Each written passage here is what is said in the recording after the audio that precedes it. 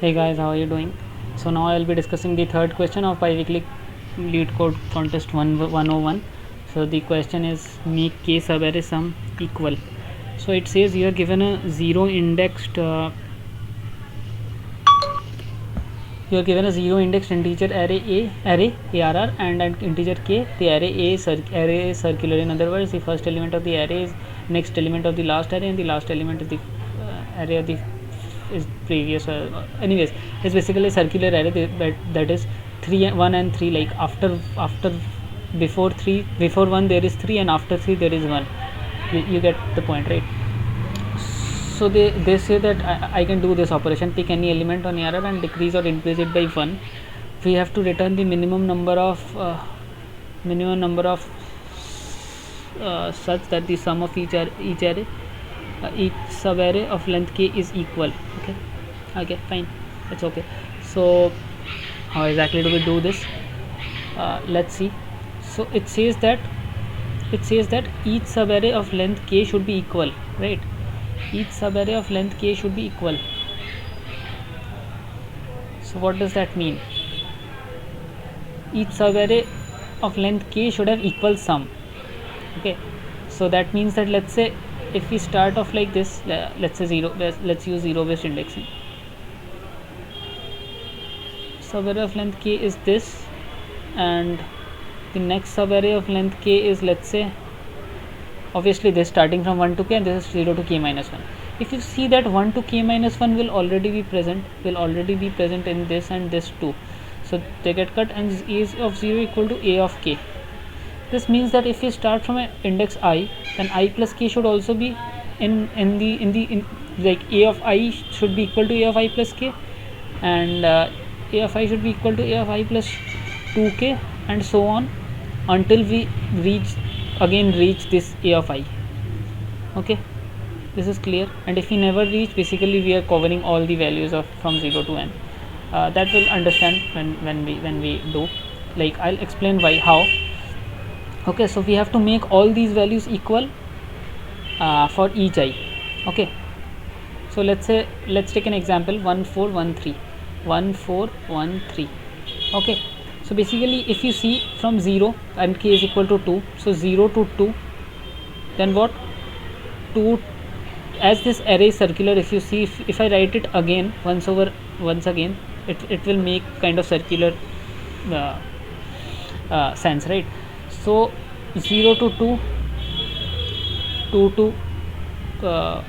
to 0 again, kind of, and then 0 to 2. So basically once we reach the previous position, like the 0, we again reach the 0 in a way, right? Because this is the first element of the new array part. So we reach, so we end it. So both of these are with us. Okay, so both of these have to be have to have the same value, which they have. So we don't need to worry about them anymore. So 4 should have the same value with 3, right? And 3 should have the same value with 4, and 4 should have, and as we have reached 4 again, which was already kind of reached, hence we don't need to reach 4 again. So 4 and 3 are reachable, like basically 4 and 3's value we should make same, right? Like 3 and 4 should be made equal. How do we make equal? Increase 3 by 1 or decrease 4 by 1, right? Let's say we find out all these arrays. How do we find out all these arrays? I'll explain. We'll make a visited boolean, and after that what we do is, if we have already visited the array, if we have already visited, like we don't need to do it again for I plus k, obviously, as I plus k is already same, we don't need to do it with I, and I plus k should not be I plus k, as it is equal to I plus 2k. We don't need to worry about that. So whenever we reach another visited element, we don't need to worry, and we can continue, right?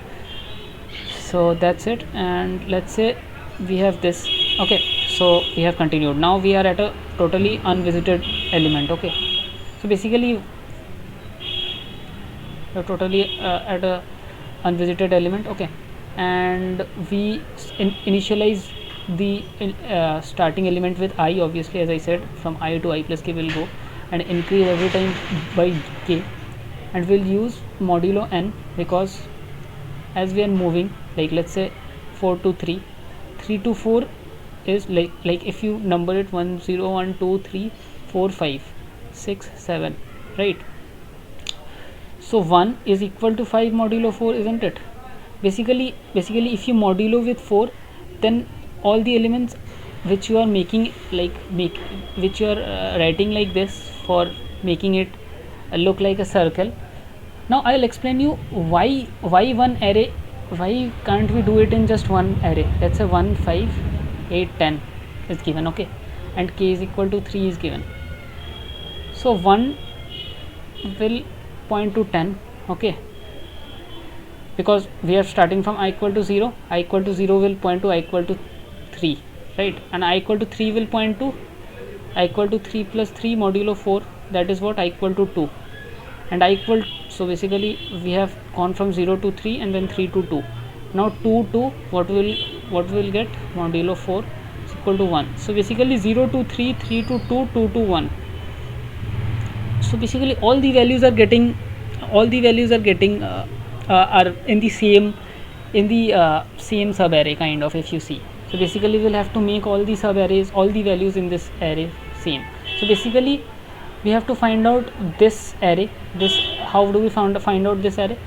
We use a visited, and whenever j modulo n is equal to 1, we just break. If it is not, we are marking it 1, and we are just pushing the elements inside this. I don't know why I made this this thing.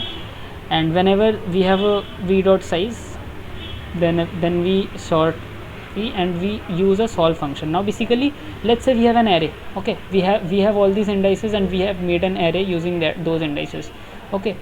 Now the question is, how do we make all of these equal in the minimum number of moves? Let's say 1 5 8 10 is in the vector, and how do we make them minimum in minimum number of moves? What we do is we equate all these values with the median. Median always in the if the operations are plus minus 1, then median will always give the best result. If we, like, let's say in this case median is 5 and 8, right? If we want to convert all the values to 1, what happens is 5 converting to 1 means minus 4.